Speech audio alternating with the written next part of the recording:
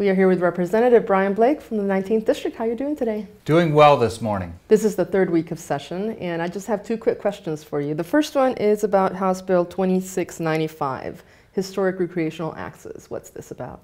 So as I think folks well know, recreational access is a passion of mine. And one of the things I've noticed in some natural resource agencies is they've been pulling culverts and trying to improve fish passage when culverts are no longer needed. They tend to not consider that people still may want to cross that stream and go recreate on the other side. The road system may be intact over there other than the culverts pulled. And in some cases, these crossings become real challenges for the public to get across. And in the cases of public land, when they're doing this maintenance and changes to the road system, that they ought to consider the safety of the public that is still going to cross that stream. I don't think we want them to break their neck. You know, they may carry their mountain bike, for instance, across the stream, and it should be a reasonable crossing rather than intentionally making it difficult.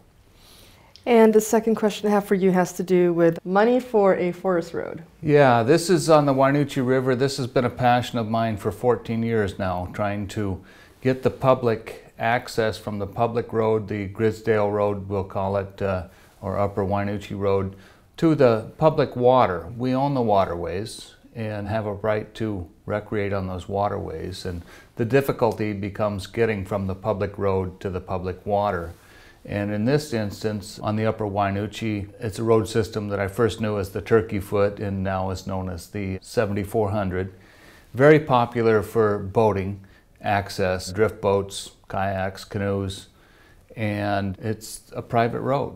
And the private landowner is somewhat interested in having a discussion about the state purchasing access for the public on the road system so we can restore getting our drift boats and canoes, etc.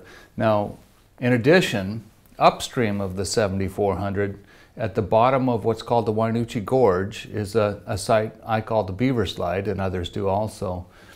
Also a very important water access. And what acquiring both those sites will do, if we can do that in the capital budget, and it may be a long-term lease, it would allow people to put in, kayakers for instance, to put in and float through the Wynoochee Gorge, which is a spectacular gorge, site of the movie Ring of Fire, the ending scene, and then pull out their kayaks at the Beaver Slide.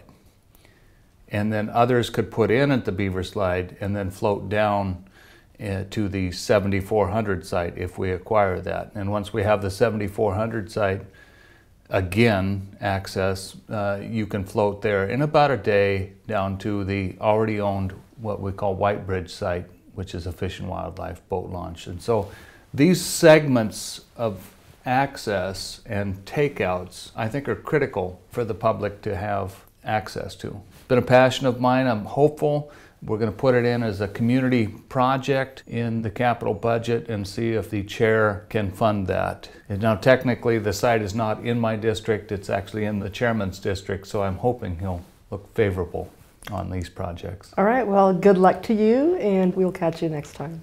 Thank you.